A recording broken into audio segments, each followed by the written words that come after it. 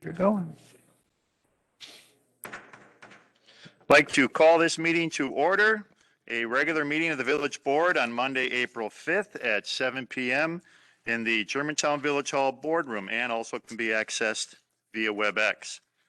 This meeting has been given public notice in accordance with sections 19.83 and 19.84 of the Wisconsin statutes in such form that will apprise the general public and news media of subject matter that is intended for consideration and action. Roll call shows all village board members present. At this time, I'll ask us all to stand for the Pledge of Allegiance.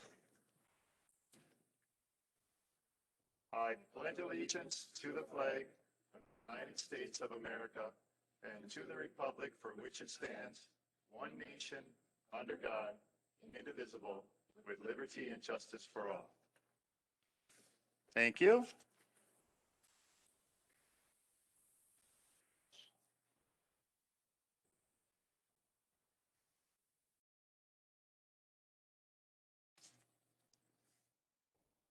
Next item is President's Report. I have a couple things to report tonight.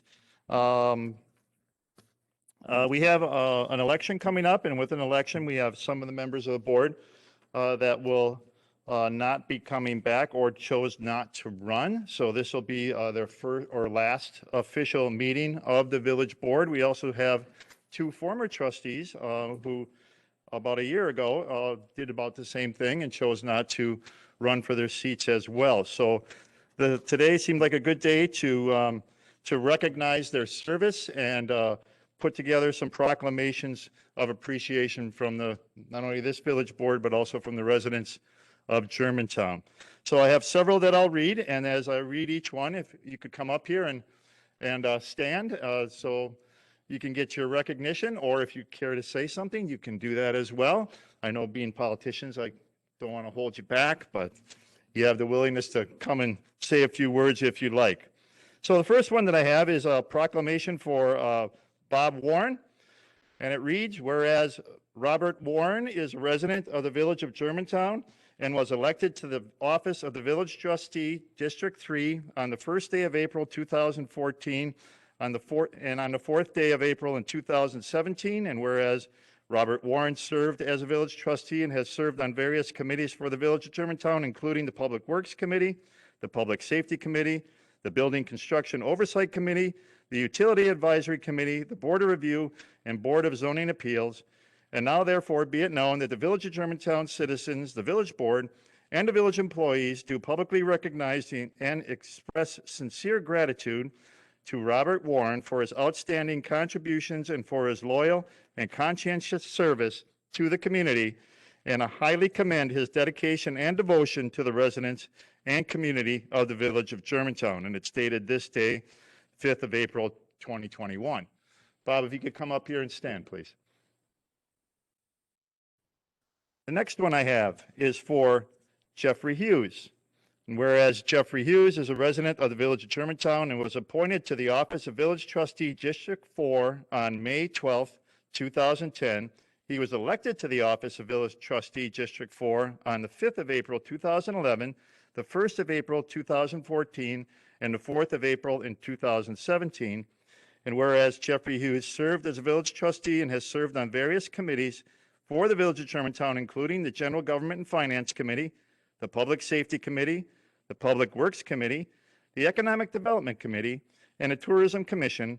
And whereas Jeffrey Hughes served as chair for the Public Safety Committee from April 2017 to April 2020, and Tourism Commission from April 2015 to March of 2019, now therefore be it known that the village of Germantown citizens, the village board, and village employees do publicly recognize and express their sincere gratitude to Jeffrey Hughes for his outstanding contributions and for his loyal and conscientious service to the community, and highly commend his dedication and devotion to the residents of the community of the village of Germantown. And it's dated this 5th day of April, 2021.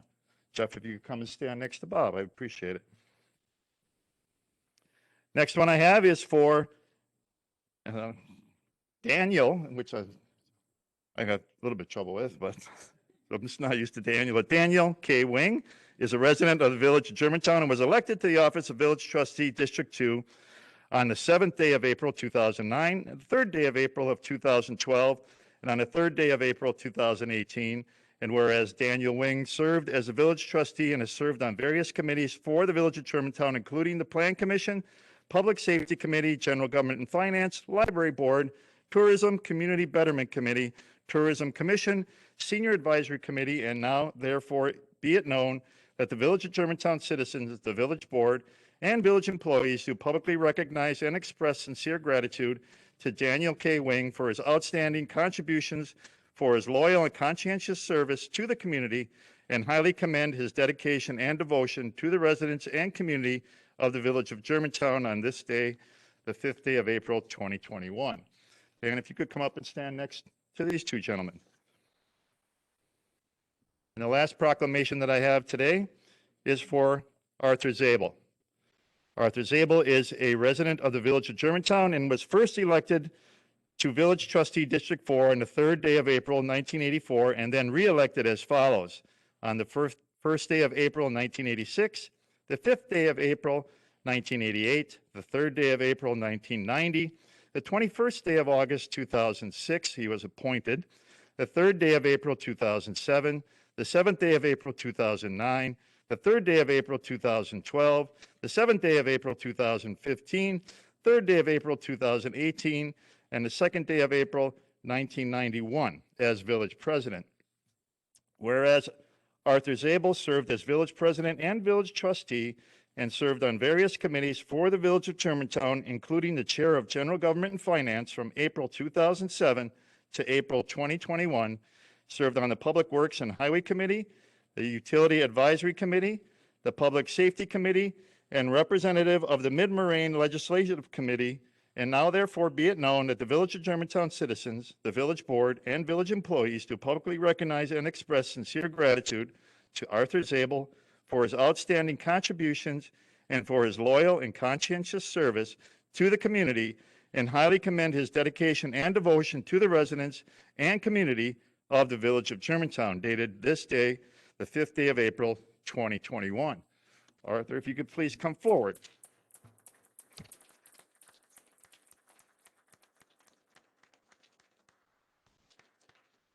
Just a couple quick comments of my own.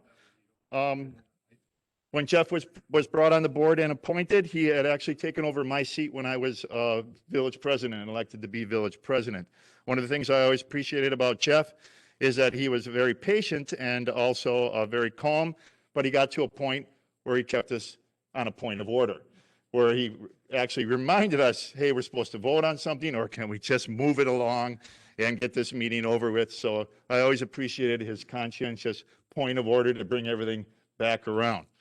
For Bob, when Bob was elected, Bob brought a skill set with him that helped very tremendously on the public works. He was an engineer for highways and was familiar with the Department of Transportation and the way that they operated within the state.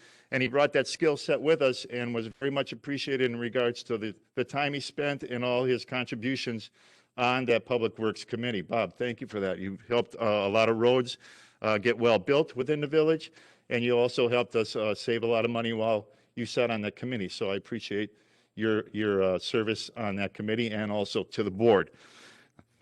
Mr. Wing, what can I say about Mr. Wing? What hasn't been said already, plus or minus. But some people think that Dan and I don't get along, but actually Dan and I are pretty good friends. We get along very well.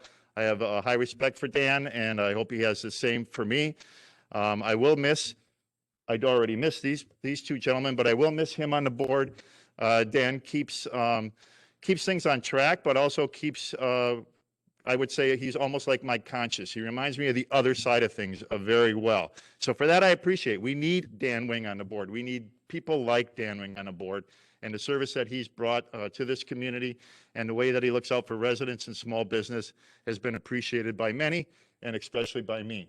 So thank you for that. Mr. Zabel, a lot of people think that we don't get along, but I actually have very high respect for Mr. Zabel.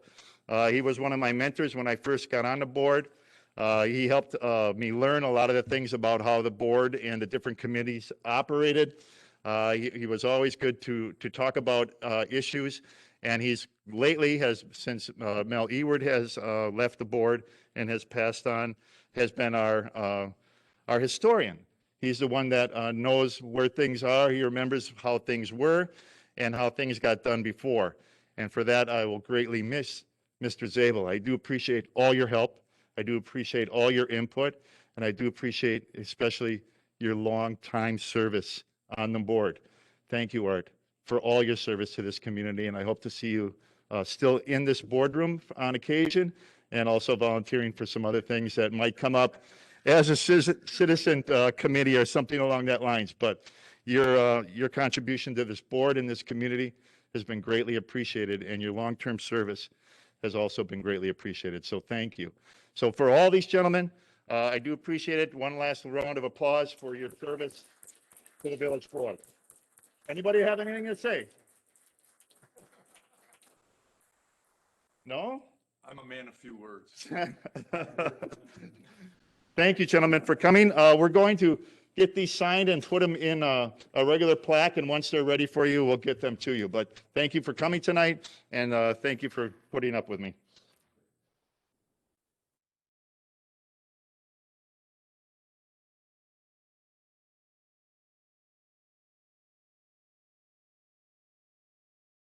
Next item on the agenda is the announcements of forthcoming events of public interest, committee and department reports. We'll start with committee reports and committee chairs with Trustee Zabel. General Government met earlier tonight. We will meet again on the 19th, of which I will not be here due to another scheduled event. Trustee Kaminsky has agreed to be the chair for the 19th of GGF. Okay. Thank you. Trustee Miller. Public safety met tonight. We are going to have a special public safety meeting on Monday, April 19th, right after GGF. And then our regular meeting will be on May 3rd. All right, thank you. Trustee Kaminsky. Public Works will meet next week, Tuesday, 6 p.m. in this room. Thank you. Does anyone else have anything else they'd like to bring forward in regards to announcements of forthcoming events of public interest, committee or department reports? After, that would be item C, after the swearing in of the fire department members. If there's nothing else in regards to committees or announcements, then we can go forward with the swearing in of the fire department members. If they come forward, please.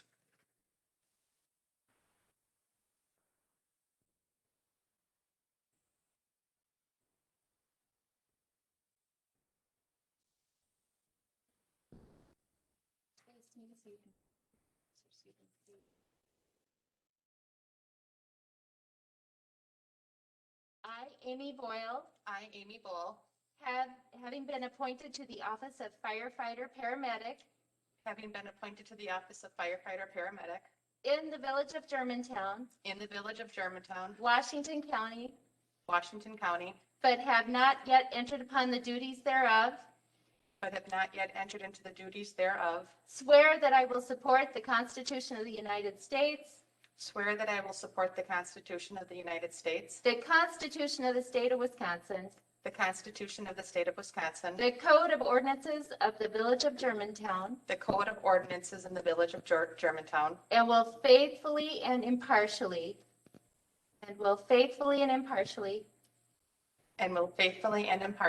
discharge the duties of said office to the best of my ability. So help me God. So help me God. Thank you. Congratulations. Thank you.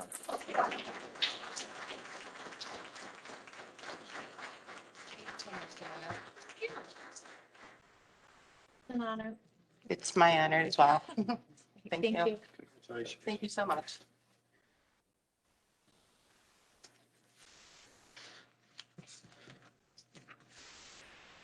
Election update.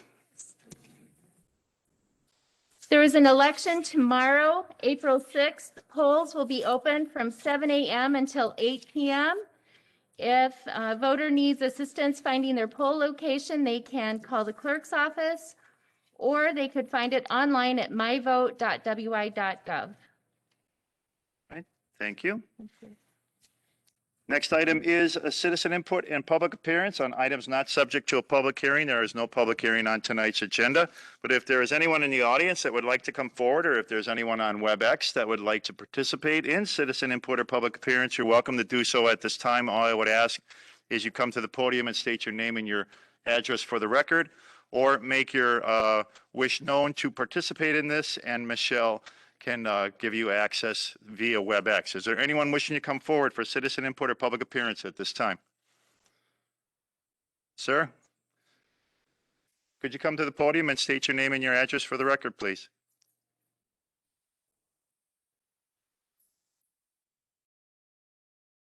My name is Michael Stubb.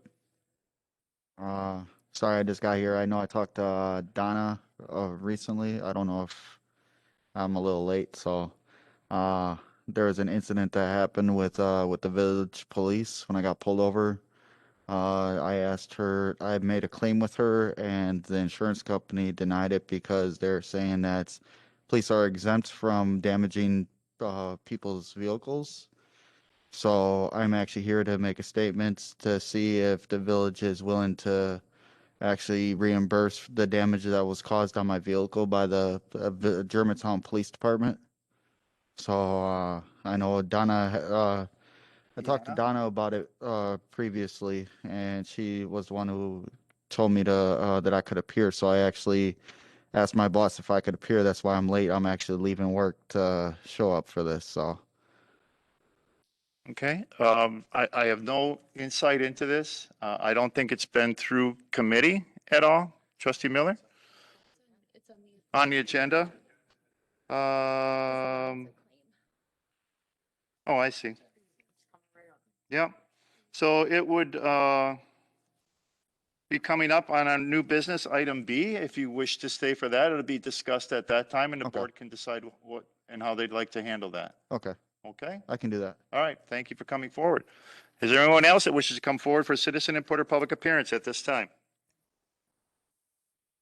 There's no one else. We can go to the next item, which is consent agenda.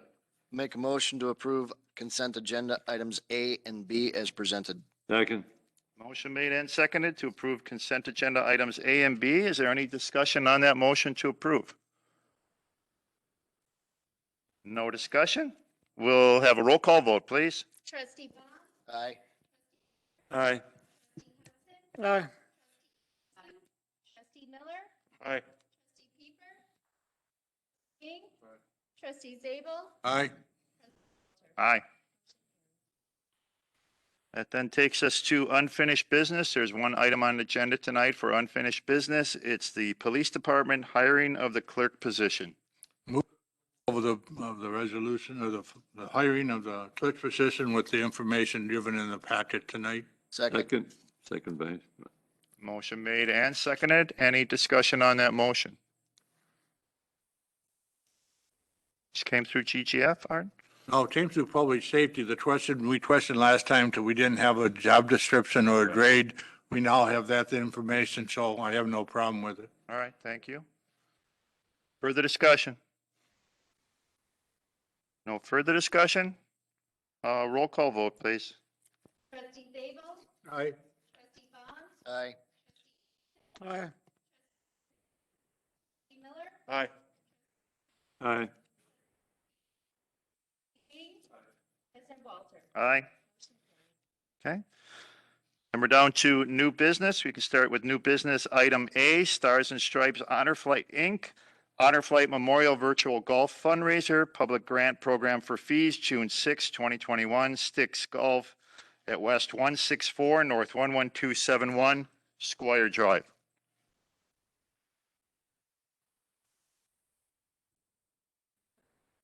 Others are here if you'd like to hear from them. Sure. for the event. Gentlemen, if you'd like to come and explain your event, that would be terrific.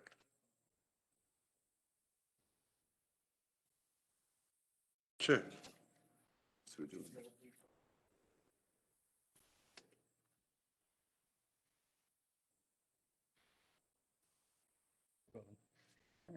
First off, thank you for meeting and going over this with us. So we are hoping to hold a virtual golf scramble. Obviously, we have the golf simulators.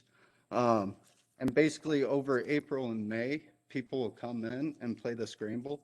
We'll put that money towards Stars and Stripes Honor Flight. I don't know if you want to talk about this. After the 2 months of the scramble, the basically the scramble would come to an apex on June 6th, and we'd like to hold a parking lot party. It'll have food trucks, live music. It's at it's at the Germantown Marketplace parking lot. And we're looking to get the fees waived for the permits and stuff because it's a good cause and we fill out the stuff for that. So, yeah. Okay, any questions? Trustee Wing? Haven't we gone through this before with fees being waived? And wasn't there a policy enacted? Village Administrator? And actually, trustee Wing is correct. So what the item is technically the public grant program. So the fees are not technically being waived. They're being paid for out of the public grant program if the village board does approve that this evening. Further discussion? Trustee Palm? What should the motion?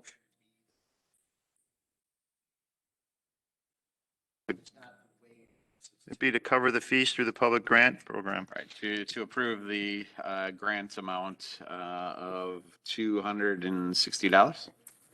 $60. I'll make a motion to approve the. Yep, very good. Motion made and seconded. Any discussion? All right. Trustee Zabel? That grant program, I thought only was limited to only certain items when it came through, that we could only do the licensing, the temporary permits and the temporary premise extension. I thought was different. I don't have a problem doing this. I just want to make sure that the grant fees that we were saying can cover what we're saying. Otherwise, I would assume that it would have to go through the hotel committee thing to get money through there to cover those fees.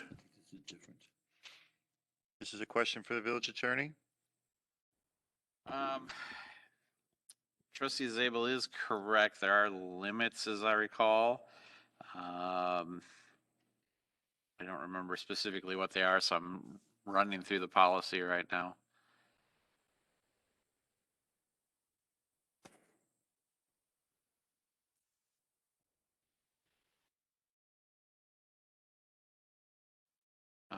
So the final paragraph of the policy says inspection, building, zoning, and sign permit fees are not eligible. And in this case, we have, I don't think any of those, as I recall, but. You have a temporary outside premise extension 25, food vendors 25, and temporary use permit application of 210. 260, Right. 35 actually.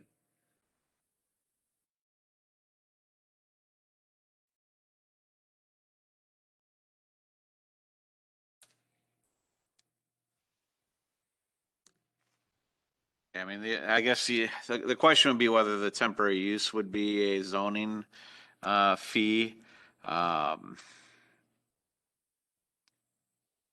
It's not really any, I mean, typically there's not a lot of an approval there. It's more just to make sure that we have record of it more than anything. But it does go through the zoning department, so that may not be an eligible fee. Part of it.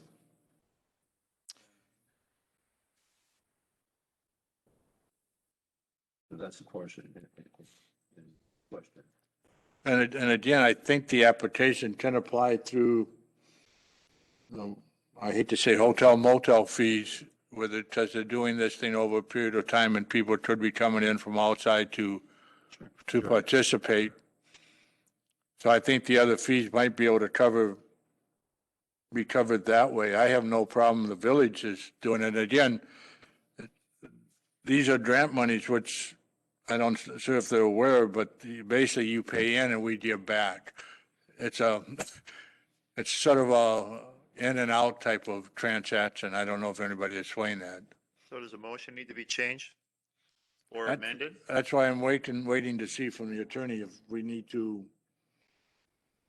Yeah, I mean, I would say it probably does, because that is a zoning application. It goes through their department. So, under the policy, that would not be an eligible expense. Or should I reword my motion? It would be the same motion, just instead of 260, it would be in the amount of $50. I'll make that amendment to my motion. I'll just change the motion to be that. I'll change my. And what is that? It's $50 instead of 260. I second that. Yeah, that's fine, giving him 50 here, and then I would recommend that we pull this forward to tours. Right. For the other 210. And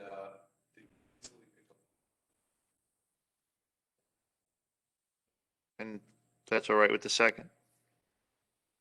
yeah, I'm the second.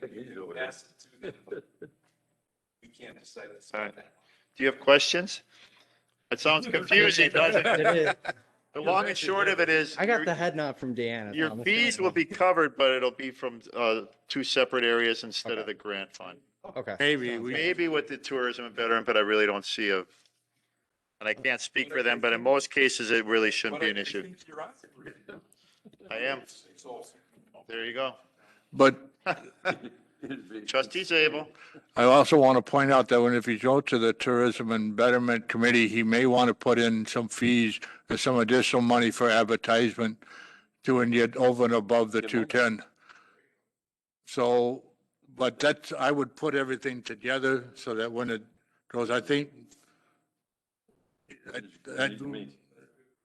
Right, because you can get get additional fees for advertising your event and get it out so you can spread it out and put it all different media and try to get those numbers. The only thing is you have to verify all of the numbers you spent because they need a receipt for what you have spent to verify the dollar amount.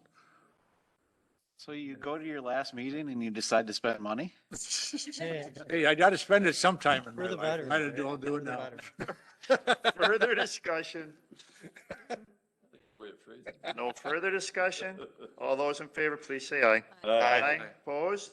None opposed? Motion carries. If you've had questions, come to the village hall. We'll give you some help. Sounds good. All right. Just one last thing. Everybody, we encourage you guys to attend this event. It's for our veterans. It's for Honor Flight, to send our veterans to DC. Our goal is to sponsor one whole flight. So Yeah. that's the goal. Very nice. So we encourage you guys to join us. All Thank you. right. Appreciate it. Thank you, gentlemen, for coming. Yeah. Next item under new business is item B, Resolution 07-2021, disallowance of claim for Michael Stibb.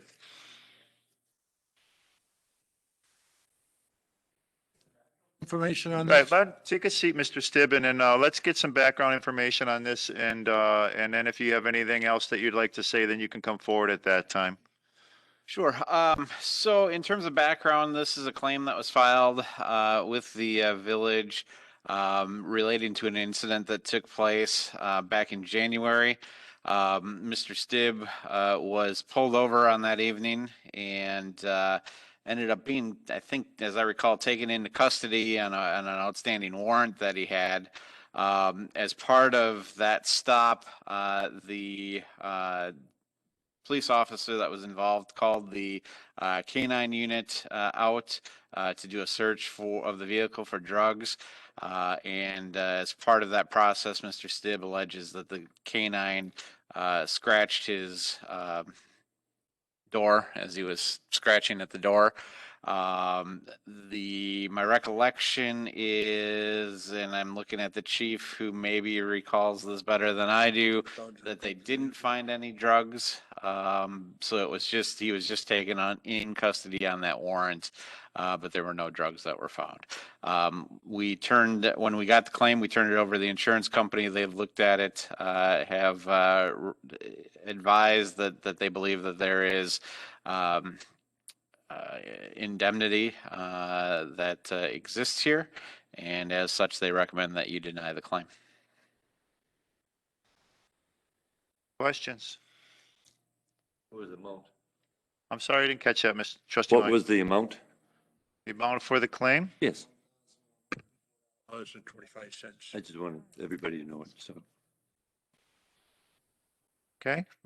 Any other questions? Mr. Stibb, do you have anything you'd like to add? Come to the podium, please. I'd appreciate that. Then everybody can hear you.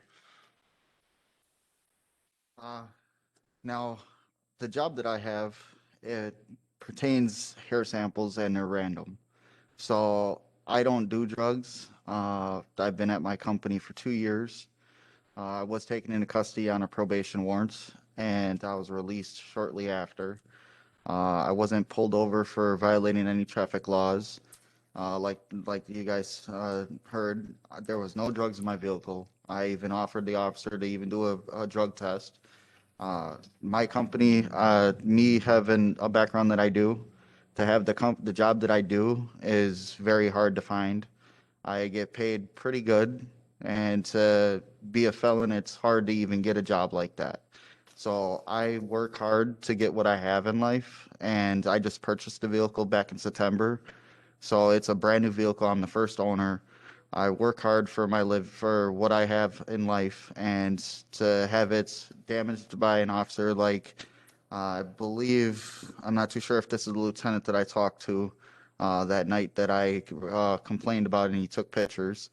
But like I said, that I understand that he took the dog around the car. But to let a dog jump on somebody's vehicle and to cause damage, that if the dog's on the leash, he should, if the dog jumps, pull it back. Don't let the dog jump on the vehicle to cause damage, because that's causing somebody else more money to take care of the damage on their own pocket. If like for instance here, the insurance is denying to do it because they're saying that they have the right to do that, and it's not. There is no right for that. There was no probable cause for the dog to even go around my car. He searched my vehicle, didn't find no drug paraphernalia. And like I told him, I don't do drugs. My company does hair samples, and they go back 6 months. So for me to do drugs, that's basically asking to lose my job. And I cannot afford to lose my job, and I do not want to. So, I mean, I would appreciate it to get reimbursed for the damages. But, I mean, in the end, that's your guys' decision. I mean, if I have to, I'd have to take it to a step further on filing a civil lawsuit against the officer. So, I mean, that's all I really have to say about it. Okay. Trustee Wing. So this can't be the first time ever in the history of America that the cops damage somebody's property. So what is the typical procedure or protocol? What happens when officers destroy others' property? Yes, please, Chief Snow.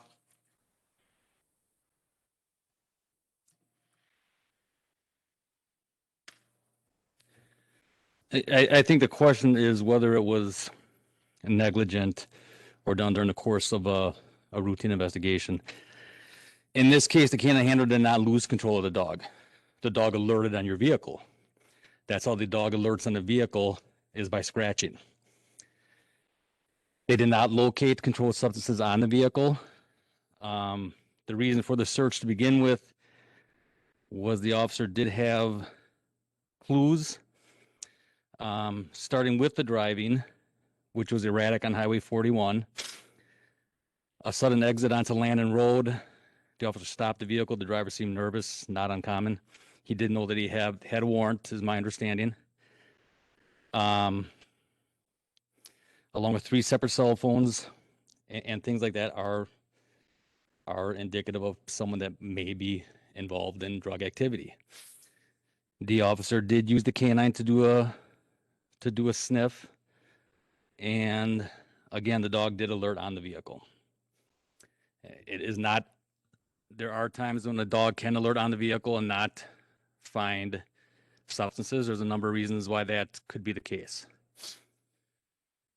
Whether there was someone in the vehicle that had a substance, they didn't find the substance had been removed. There's a number of reasons for that, but it was not negligent on the part of the officer. The dog alerted on the vehicle.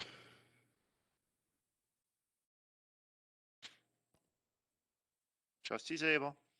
Now, by denial, all it means is that the client, the person has the right to go to court to prove the case. That's correct.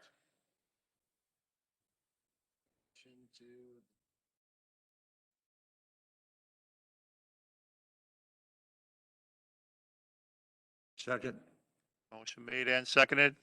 Just, I guess, so we're clear, your motion is to approve the resolution denying the claim? Correct. State that wrong. Discussion on the motion to approve the disallowance of claim. Trustee Wing. I do believe that that is a totally unfair situation. I just want you to know that. It goes down to the libertarian in me that my property should not be damaged by the government for no reason. Although they're citing it was part of the procedures and the dog was alerted to something, but there was nothing there. But I also don't, this has happened many times before and no one's presented me with, you know, this community, they've paid out when their dog damaged. You know, if you could have came here, that's always what I like backup information. Like, look at this happened in Grafton and they paid out, or this happened here. And if I see precedents for a payout, I would be more willing to do it. But right now I have to rely on my insurance company and the courts. And I just think that we have to deny it. But I do think you were treated unfairly, and I apologize for that. But there's a court process here that you can go through. And if the courts have ruled that behavior like this from a canine unit, you're entitled to that money, then you'll win. Further discussion? No further discussion? All those in favor, please say aye. Aye. Opposed? None opposed? Motion carries. Mr. Stibb, I do appreciate you coming here and presenting your reasons. You seem like you have good intent, and I congratulate you on your job succession and your willingness to work hard and try to make something for yourself.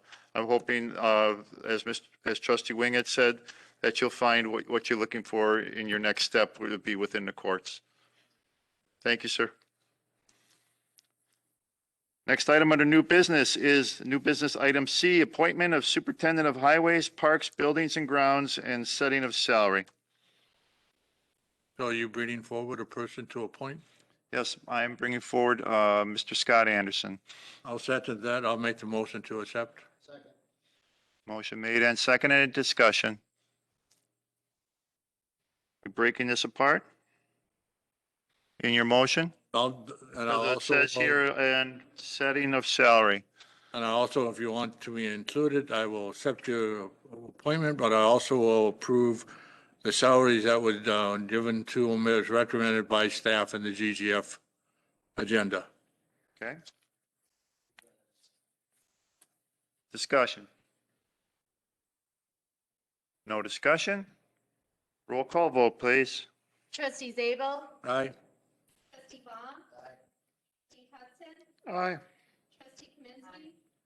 Trustee Miller? Aye. Trustee Myers? Aye. Trustee Keeper? Aye. Trustee Wing? President Walter? Aye. Next item under new business is item D, consideration of village-wide mask requirement. This is put on the agenda as part of State Supreme Court's ruling on a statewide mandate, a mask mandate, and it's unconstitutional for the governor to extend his mandate beyond 90 days without getting the legislation involved in regards to that extension. As we have seen in the papers, on the news, and in various areas, there are some communities that are wishing to extend or continue that mask mandate, Milwaukee being one. I think Wauwatosa is one. I think maybe Racine might be another. But this is why this is on tonight's agenda, so that as a board, you can make your voices known as to how you would like to handle the mask mandate for the village going forward.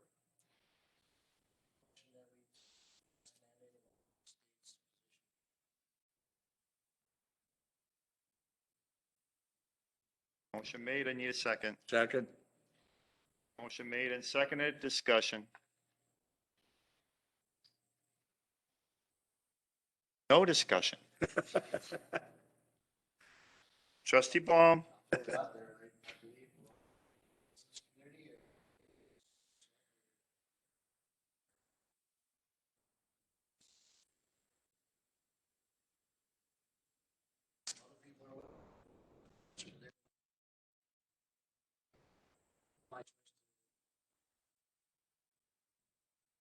Okay, further discussion. I agree that it's up to each citizen's right to decide for themselves, and each business owner to decide how they want to run their business in regards to requiring masks or not requiring masks.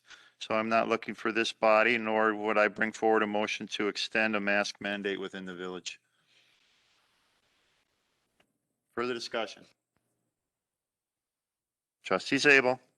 Just want to bring out one thing. Tomorrow is an election day. I'm assuming that all the protocols will be in place to wear masks. And I'm assuming that the people that are there, who are mainly elderly people, will be under the assumption that they will have masks on. That could fall into item E. Yeah, okay. And that's one down. Okay. Further discussion on item D. No further discussion? Then the motion is to, how was the motion stated? Terminate the mask mandate. Okay. All those in favor, please say aye. Aye. Aye. Opposed? Nay. One opposed. Next item under new business is new business item E, consideration of mask policy for village employees and guests of village facilities. Village Administrator. Thank you. Just a couple of other pieces of information for the village board to consider on this particular item. Since the state Supreme Court acted and revoked the governor's executive order authority for a mask mandate just a few days ago, we've been operating under the previous direction from the village board is that village employees are continuing to wear masks. And I have gotten a lot of questions and comments back from staff with various thoughts and positions on it, looking for direction from the board tonight. For background information, just a couple of other jurisdictions in the area of doing, I think you're all probably aware, Washington County does not have a requirement for masks for their employees, although they have, in their words, are strongly encouraging employees to wear masks when either working with a colleague or a resident who is wearing a mask. I exchanged emails with the superintendent of schools, Germantown School District. They are continuing to require masks of staff, students, and visitors to schools. So they continue to have a mask requirement in place in the schools. Some special considerations for village operations that I think you may want to keep in mind. One is the library with a number of visitors. It's an area where there's significant staff concerns that have been brought to my attention with the number of folks coming in utilizing the library. The library board will likely weigh in on that discussion as well. The senior center, where again we have a more of an at-risk population now. They have this generally the visitors to the senior center and have had longer access availability of vaccines, but we don't know how many or who of the visitors have taken advantage of that and have been vaccinated. But that is an area of special consideration. For our rec programs, many of them are operated in the schools, and as such, the employees who are working on rec programs in the schools will need to comply with the school's rules regarding mask wearing. And then finally, as Trustee Zabel mentioned, we do have an election tomorrow, and we do have a significant number of election workers who are in higher risk categories and express concerns that they would prefer that the people they're working with, that they're sitting at the table next to, would be wearing masks. We also have heard that from some, obviously not all, but some residents with their voting habits. So those were I guess so a little bit of background and some of the key considerations I would ask the board to keep in mind. The last one too, and we talked about this last time we talked about whether we would require employees to do it or not, is the concern about liability for the village. The village's labor council has sent out a guidance that does remind employers that under Wisconsin's Safe Place statute and OSHA's general duty clause, that there may be some potential liability that's there. There is some protection by some of the actions that the feds in the state have taken in terms of some of the liability, but they do see that there is some potential exposure there. So while they don't come out and flat out recommend one way or the other, it would be my recommendation that you maintain it for employees just for the liability purpose. Trustee Kaminsky. We currently have a sign on the door, correct, that masks are required for coming onto the premises? We've avoided the word required, but we do have signs up saying, be a good neighbor, put a mask on when you come into the building. I think we should maintain it as it is right now, and I think it's something we might want to revisit in 60 days. But I think most residents, with all the age groups we're dealing with, all our constituents represent everything from the most liberal to the most conservative, from the youngest to the oldest. With that in mind, and also in mind the fact that these new variations, there is some suggestion that we might have another bump at some point in the next month or two. I think to maintain our own personal mask mandate as we have it is just a very intelligent thing to do for, I would say, 60 days or even 30 days and then revisit it. But I would not change it. And I can guarantee you, if we do change it tonight, you won't have any people helping out with elections tomorrow. I mean, all those people are like, over the age of 60, and they're going to be gone. There'll be nobody to take their place. But I really think just in respect to the wide range of people we serve, I get that we want to be in step with the government in the release of the mask mandate. And Washington County has always been very open and liberal. I get that. Every store, every organization makes their own rules. I think ours should be to maintain as we are now. I'll make a motion to maintain our current village mask. What do you want to call it? Policy. Requirement for 60 days and then revisit it for village staff. And for people coming to the village. Well, as he has it set up now, on the door, it says, we strongly suggest, or. Motion made and seconded. Discussion. Trustee Zabel. The only thing I want to point out, all elections are not in village buildings. Correct. So the churches and the Legion would have their own policies. And if those policies are different than what the village's policies are, I would assume that those policies are in place because it's their buildings. It would apply to their general like access parts of the building, anything that is within control of the chief inspector would be under the chief inspector's control and they could require it. That said, the Elections Commission has made it clear that while we can say that we would like you to wear masks, that if somebody shows up, they will not get turned away.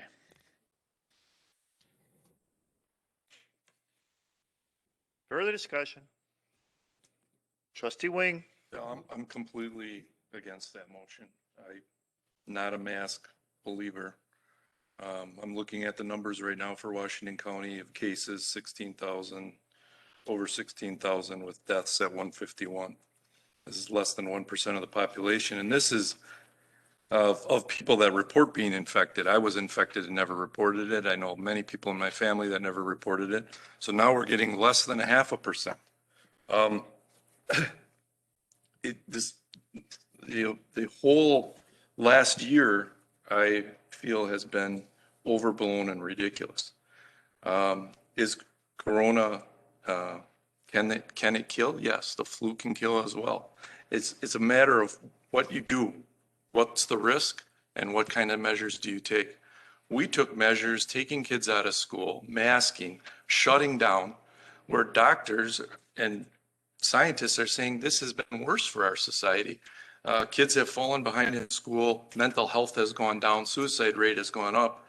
I'm opposed to all of this, and I don't want to wear a mask. I'm not going to force the village employees to wear a mask if they choose not to. If you want to wear a mask, yeah, wear a mask.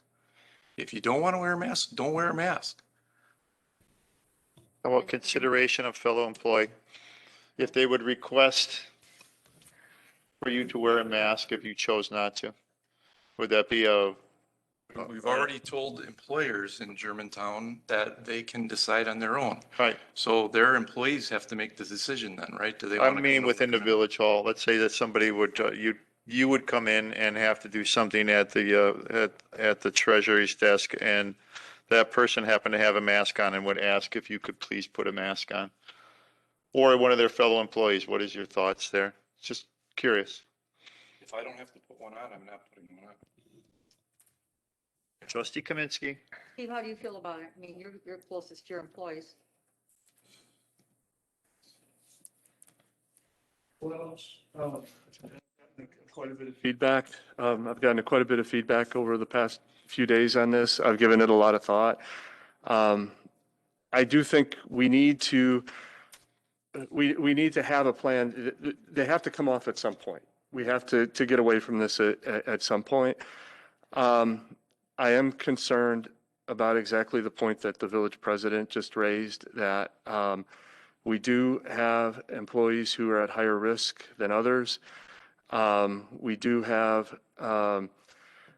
employees who are more concerned about COVID than others. We also have employees who will not put on a mask if they're asked by another employee out of courtesy or consideration of that employee. And that creates a very difficult work environment. I think that I generally do not take sides when motions are made. I believe a 60-day extension until more employees have an opportunity to get vaccinated, until the numbers continue to decline, to create a safer environment would make Germantown Village Hall a better place for people to come to work. And I think for some portion of the village residents, they would be more comfortable coming in and doing business here. Further discussion?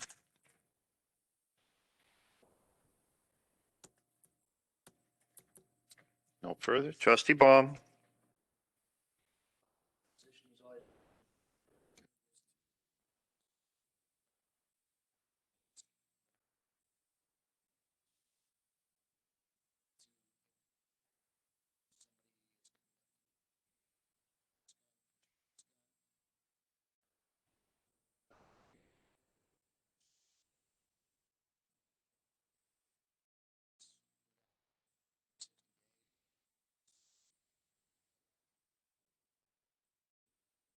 What does the motion say? 60 days. Motion says 60? Okay. Further discussion? No further discussion. Okay. Let's do roll call vote, please. Trustee Kaminsky. Aye. Trustee Baum. Trustee Hudson. Aye. Trustee Miller. Aye. Trustee Meyer. Aye. Trustee Pieper. No. Trustee Wing. Trustee Zabel. President Walter. Nay. Motion passes. 60 days. Next item under new business is new business item F, American Rescue Plan Overview. Give us some information on the distribution and what the program is Okay, about. what's up? I'll turn the meeting over to our village administrator. Steve. Yes, I know. Oh, I'm sorry. Who has it? Yep. I'll be covering this. Okay. I think we have a few slides that Oh, boy. I believe Michelle will bring up. They're also in the packet, so I'll get started with that. As I'm sure everyone is aware, the federal government adopted the American Rescue Plan Act, which distributes $1.9 trillion in various for various purposes for the recovery related to COVID. The first or the second slide in the packet is a pie chart that just shows the distribution. And actually, this is my fault. I forgot to send Michelle the actual PowerPoint. So we just have to look at the slides in the packet. Without looking at the numbers, which are a bit of an eye test, the primary point of this slide is that the majority of the distribution of the 1.9 trillion is in the gray area, which is direct transfers to individuals and businesses. The $1,400 stimulus payments that went to individuals, a variety of programs for businesses and other institutions that receive direct payment. Some of the other larger slices of the pie, the blue slice are aids that are going directly to the state governments. The states are receiving significant amounts of money. And again, the media has been covering the state plans for these items as well. They're working through how they're planning to utilize their portion. The green slice is related to transportation, bus systems, airports, airlines, those types of things. And then the orange slice that you see in the upper right is the aid that's going directly to local government. And just as an aside, this is something that has never really been done in the past, that this much money has been transferred from the federal government directly to local governments. Generally, these programs in the past have gone through states, and these are direct grants to local governments. Going on to the next slide. So that orange slice was $130.3 billion out of the $1.9 trillion. That's divided in half. Half of that goes to counties, half of it to municipalities. Washington County, for example, is receiving a grant. I believe it's in the $13 million range that they'll be receiving as part of this program.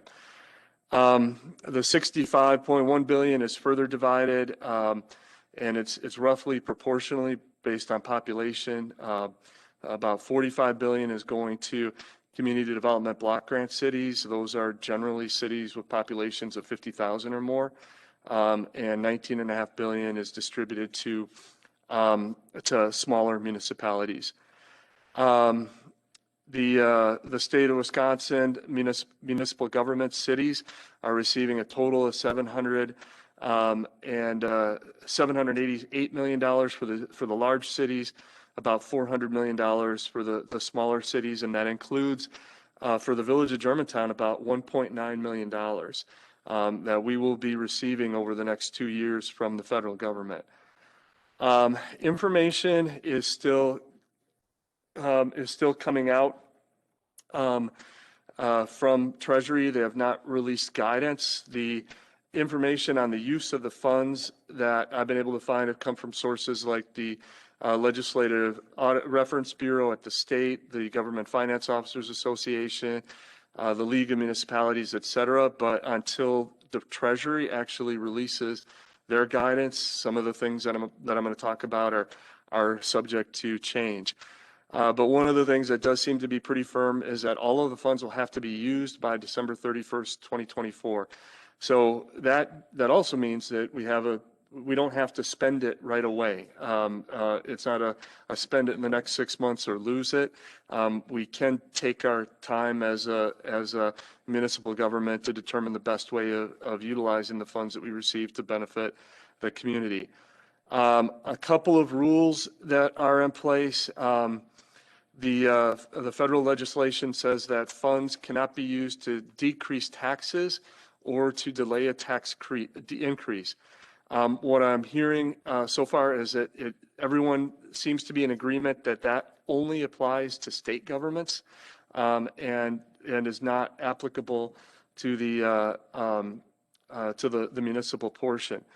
There's also language that the funds cannot be deposited into a pension fund, which doesn't make a direct impact on us because since we don't have a pension fund, we're part of the state system.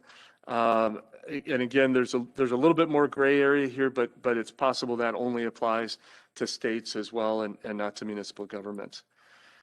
So what are the eligible uses of funds? The first item, and I think something that has great impact on us, is revenue replacement for reduction in revenues due to COVID-19. And the initial information that we have indicates that we should be comparing actual revenue streams from 2019 and then looking at the impacts in 2020 and 2021 to determine, and if there is a logical explanation as to why that revenue stream was impacted by COVID-19 and we saw a reduction, we may be able to use grant funds, these ARPA grant funds, to basically backfill that revenue loss. We can also look at COVID-related expenditures, everything from safety equipment and cleaning supplies that we purchased to changes in facilities, the plexiglass screens that we put up in Village Hall, the screens that we've used for the elections, et cetera. They can be used for expenditures or any programs that we might put in place for negative impacts of COVID-19. We could develop programs to assist small businesses, households, nonprofits, other hard-hit industries, and find ways of using the funds to benefit those businesses. It is allowable to utilize funds for premium pay for essential workers, employees who were deemed essential and could be eligible if the village board chose for some premium pay. And then finally, the funds can be used for investments in water, sewer, or broadband infrastructure. Now, they could not be used, for example, for transportation infrastructure, and we're still waiting for the definition of infrastructure. For example, our water meters. We need to catch up with our replacement of water meters. And I don't have an answer yet as to whether or not that's considered infrastructure or whether that's equipment and whether or not that would be eligible for this program.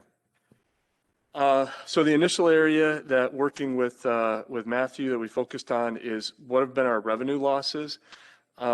Just to first cut through, I believe that we can demonstrate to date so far and potentially more as we go through 21 and even 22, $1 to $1.5 million in revenue losses. We've talked in the past about things like hotel and motel taxes and recreation fees, but we've also had significant decreases in revenues from fines and forfeitures. We issued fewer citations last year, in large part because of COVID. Ambulance fee collections were down. The and in part because the State Department of Revenue suspended some of their collection efforts. So we can demonstrate that that a reduction in ambulance fees was related to that. And even something like earnings on investments where interest rates were very low, and we didn't invest in things like Bitcoin. So our earnings were down. And I think there is a relationship between that and COVID as well. So I did include in here GFOA, the Government Finance Officers Association, included what they identified as some guiding principles that they're recommending that local governments use when determining how to use this money. $1.9 million is a big chunk of money. Number one, they recommend avoiding ongoing financial commitments. So in other words, don't use it to start a program that's going to continue. That will have to find funding from other sources in the future. Second, they recommend placing a high priority on restoring fiscal resiliency, which is another way of saying, make sure your reserves are where you want them to be. Make sure that you're not going further into debt than you might necessarily want to go. Those are good uses of these one-time revenues to try to reduce long-term obligations. Make sure that we look at the use of ARPA funds as temporary. It's only going to happen once, maybe never again. GFOA believes that investment in critical infrastructure is well suited for ARPA funds, those one-time investments in water or sewer in our case. They recommend that we look how state funds are being used. That's still under debate and discussion at the state level. GFOA recommends looking at regional initiatives. So far I haven't heard of any regional initiatives in our area that are developing, but those are possible. And then also finally, when possible, look at spreading the expenditures over the entire qualifying period. And again, don't rush to try to spend it as quickly as it comes in. So next steps, from what I've been told, additional guidance is expected from Treasury sometime in mid-May. We should be getting our first check for half of that $1.9 million shortly after that. The second check will come approximately a year later, and the funds have to be used by 2024. So my plan is once that additional guidance comes out from Treasury, we'll take a more detailed look at it and report back to the village board for with additional with additional information on the guidance from Treasury. Questions? Comment. Trustee Kaminsky. To be able to use this for infrastructure is huge. I mean, it's got to be things that we can be thinking about in water and sewer, especially knowing, how we've kind of taken a dip in that area. But I guess you'll come back to us with other ideas, obviously in May or whenever. But yeah, this is wonderful.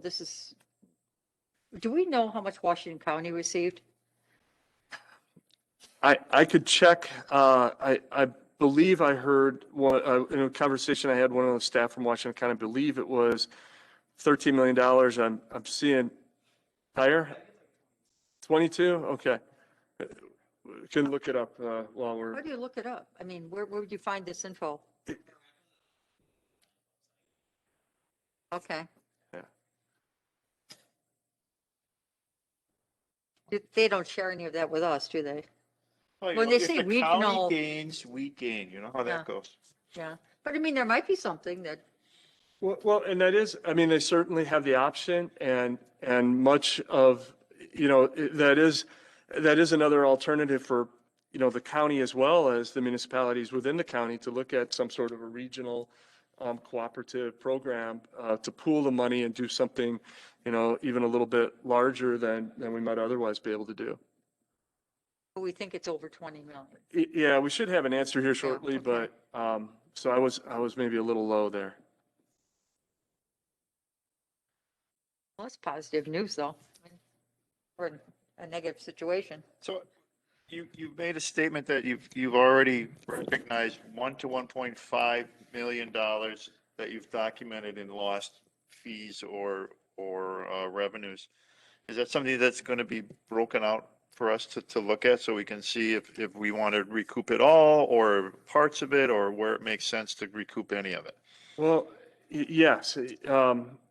And, and part of what I'm looking for is the additional guidance from Treasury to make sure that when we're looking at these revenues that, I'm using guidance that I've heard secondhand from, and it's been consistent from the Legislative Reference Bureau, from GFOA, from the National League of Municipalities, or the League of Municipalities, National League of Cities. That's all been consistent so far. But I'd like to see it from Treasury first. And then the second question related to that, and I've asked this question in some of these webinars with the experts and nobody's been able to answer it yet, is if we accept the money as backfill for revenue, do these other limitations apply? And I believe there's a chance that then if we backfill general fund revenues that were lower than what they would normally be using these grant funds, that then they would become part of the general fund balance. And at that point, then the village board would have more flexibility over how you would want to apply them to different projects. So that I think part of how much we claim under revenues will depend upon the answer to that question. I'd be more interested to know, I mean, in regards to what we know with any state-funded programs and most federal-funded programs, there's always strings attached to some degree in regards to how the money needs to be spent, or if you use it in this way, then you need to do these things too. So I'd be more interested in that background of what it's going to force us into if once the money's accepted and put into different types of pots to recover. Something that this kind of reminds me of years and years ago. We had, and Art remembers this, you had the sewer wars, and you had a fund that was proportioned out based on the community. And some communities kept that in a reserve and used it for investment purposes within their infrastructure. Other communities chose to pass it out amongst the users of the water utility. And then later on, when there were shortfalls, they had to either raise their rates or somehow take out loans to make up that difference. What I'm interested in is, you rarely have these opportunities, and not that I'm in huge favor of the federal government passing out this much money anyways, because I'm not, because it's just my grandchildren's money they're giving away here. But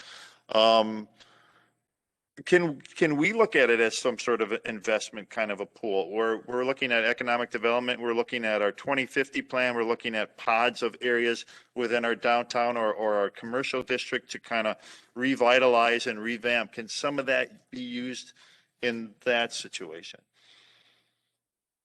Right. Yeah. The short answer is we need the guidance from Treasury before we can say. However, that really depends on how they treat the revenue backfill, because I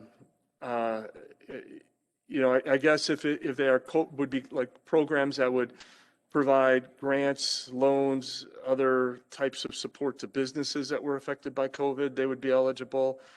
But other than that, it's really somewhat narrowly focused on water and sewer infrastructure. And from what I've been told by the folks from places like the National League of Cities that were lobbying for this, that was sort of an anticipation of the infrastructure bill that's coming through now, that the expectation was that infrastructure, roads, other things that we have to spend money on would be funded through that infrastructure bill.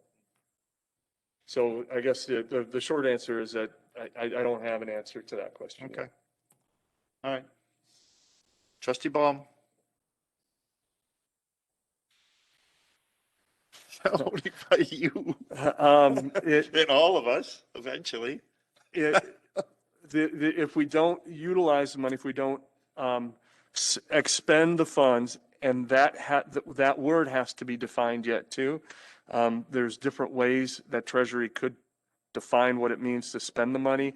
but it has to be spent by December 31st, 2024, or returned to the federal government.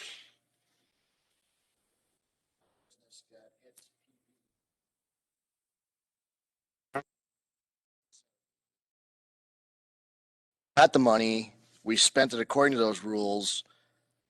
Then we got a third set of rules of how we actually had to spend it. Do we know how and where and what, or just take the money and do what we have to do? Well, and that's why I keep coming back to seeing the rules that Treasury actually comes out with. And the impression that I get, and in part because they didn't come out with something right away, and I think that's, in my opinion, probably a good thing, that they're spending the time kind of vetting the rules and making sure they have them right before they send them out. I think with some of the initial programs that came out, and the same thing was true for the village of Germantown with the grant money that we received last year. It was $300 and some $1,000, and the rules changed 3 times within about 60 days of receiving the funds. And this time it looks like Treasury is taking more time and maybe hopefully putting more thought into the rules that they send out so that they'll be set once they come out. Other questions? Thank you. No. Trustee Zabel. I noticed one of the things that's considered as the loss of the taxes from hotel and motel.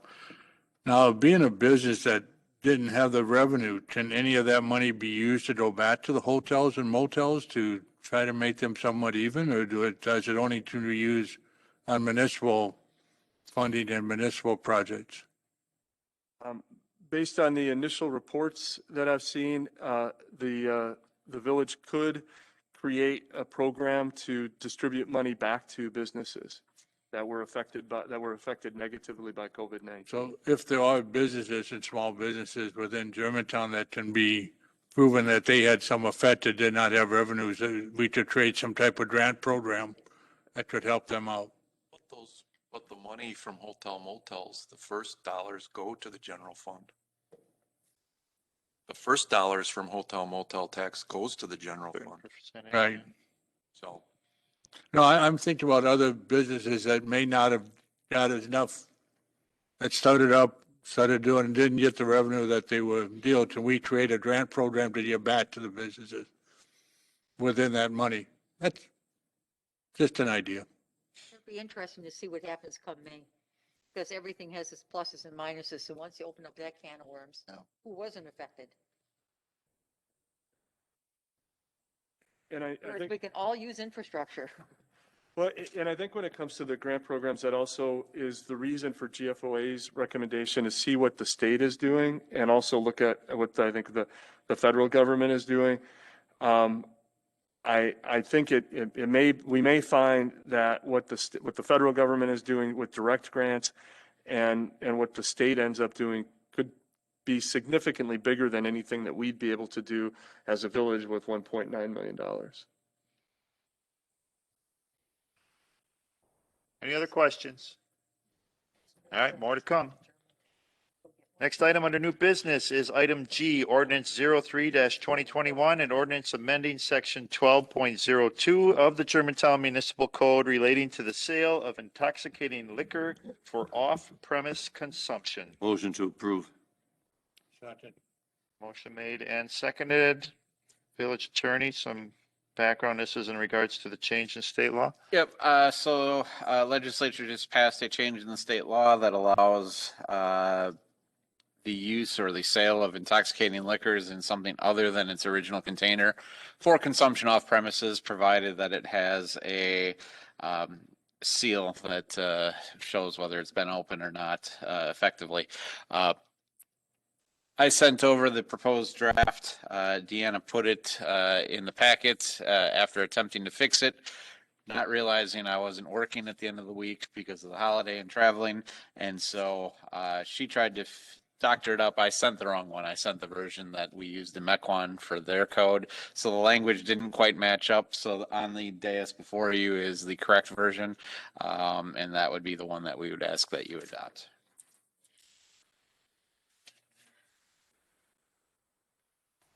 Okay. Further discussion?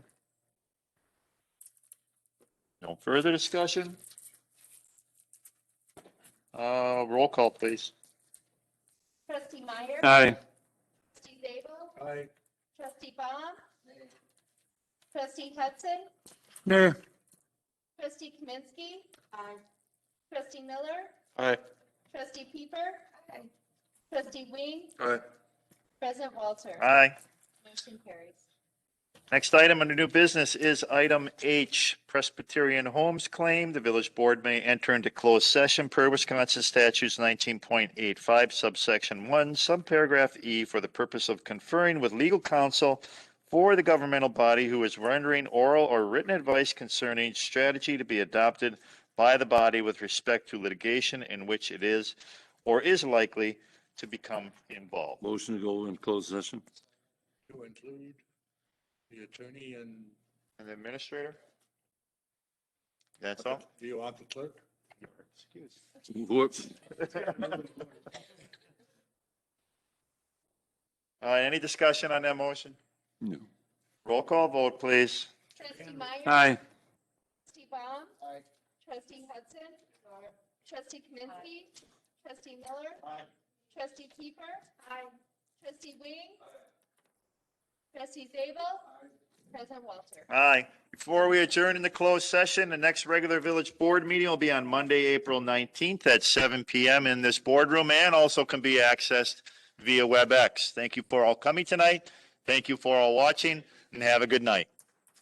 Turn off your microphones, please. Several minutes for everyone to finish up, close up before we go into closed session. Is that microphone off on the time? Yes. Thank you. Hey, that's, I got it now. What? She won't be pitching this here. Okay. Oh,